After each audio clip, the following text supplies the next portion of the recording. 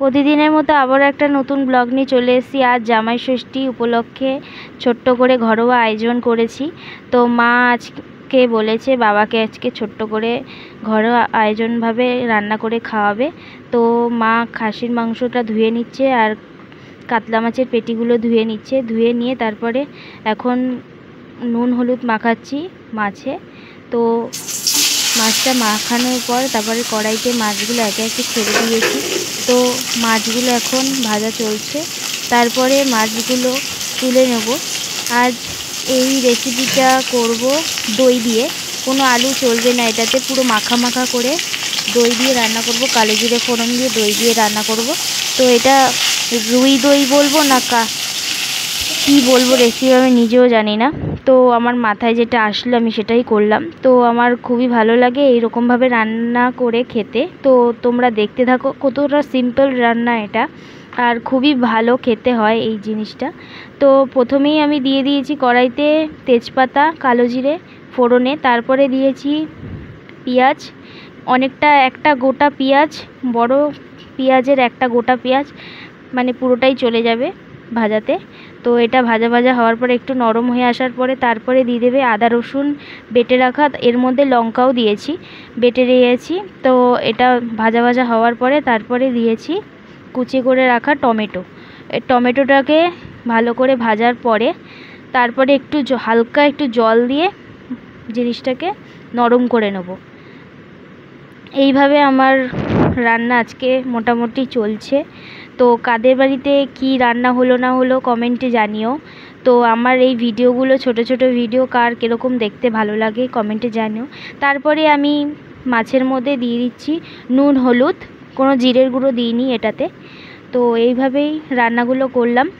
তো তারপরেই দিয়েছি একটু সামান্য চিনি, কারণ এটা একটু মিষ্টি মিষ্টি হলে বেশি ভাল লাগে। তো তারপরেই একটু নরম হয়ে আসার পরে তারপরে তেল ছেড়ে গেছে, এরপরে ফেটিয়ে রাখা টক দই। সবাই ভাববে এই টক দইটা দিলে পরে পুরো ছেড়ে যায়। তো এইটা দেখতে থাকো, এটা টক দইটা দেওয়ার পরে কোনো কিছু ছেড়ে যায় না। দেখো কি সুন্দর, একটু পরেই দেখতে পাবে তেল বেরিয়ে এসছে। দেখেছো কতটা তেল বেরিয়ে এসছে এটাতে, আর কতটা সুন্দর হয়েছে রান্নাটা। পরেই আমরা খেয়েছি। তো এই রান্নাটা এতটা সুন্দর হয়েছে খেতে, এতটা ভালো খেতে, এখনও মানে লেগে আছে মুখে। তো এইভাবেই রেসিপিটা আমি করে থাকি বাড়িতে। তারপর একটু কসুরি মেথি ছড়িয়ে দেবে, দেওয়ার পরে তারপরে মাছগুলো একে একে দেওয়ার পরে, তো এইভাবেই রান্নাটা কমপ্লিট করলাম। তারপরে একটু তোমরা যদি চাও তো ঘি গরম মশলা দিয়ে মাছটা ফুটিয়ে নিলে, নামিয়ে নিলেই রেডি দই কাতলা বা দই, তোমরা যেটা নাম দেবে সেটা। তো এইভাবেই রান্নাটা কমপ্লিট করলাম। তো পরের রেসিপি হচ্ছে মাটন কষা বা মাটনের লাল লাল ঝোল।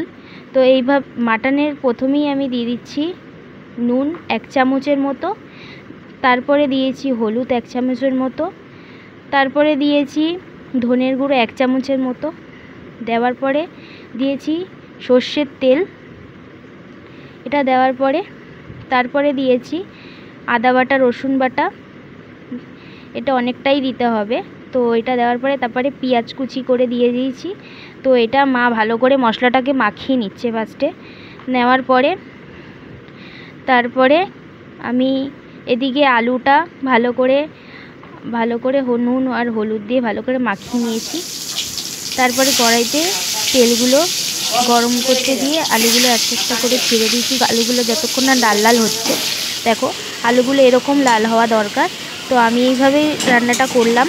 তো তারপরে আমি সর্ষের তেল গরম করতে দিয়ে তার মধ্যে দিয়েছি 3টে এলাচ, তারপরে দারচিনি, লবঙ্গ আর তেজপাতা আর জিরে, গোটা জিরে ফোড়নে দিয়ে তারপরে পেঁয়াজ কুচি করে রাখা সেগুলো দিয়ে দিলাম। তো এইভাবেই রান্নাটা করবেন, খুবই ভালো হয় টেস্ট, মাংসের স্বাদও খুব ভালো হয়। আমি রিয়াজি মাংস নিয়েছি।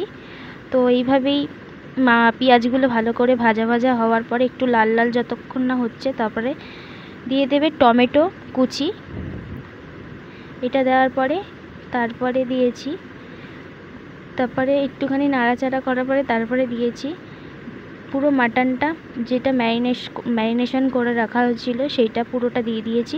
ওটা দিয়ে ভালো করে কষাতে হবে যতক্ষণ না তেল ছাড়ছে। তারপর মাংসটাকে ভালো করে কষিয়ে তেল যতক্ষণ না ছেড়ে যাচ্ছে মাংসটাকে ভালো করে কষাতে হবে।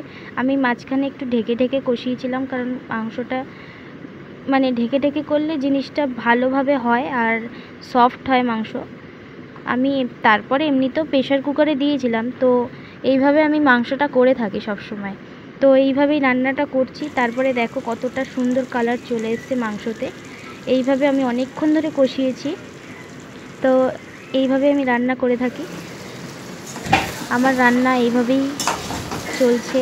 তো কাদের বাড়িতে আজকে খাসির মাংস হয়েছে কমেন্টে জানিও, আর আমার ভিডিওগুলো কেমন দেখতে লাগে সেটাও বলো কমেন্টে। তারপরে আমি একে একে ভেজে রাখা আলুগুলো দিয়ে বেশিক্ষণ আমি কষাবো না, আলুটা দিয়ে সঙ্গে একটু গা মাখিয়ে নেবো আলুটাকে।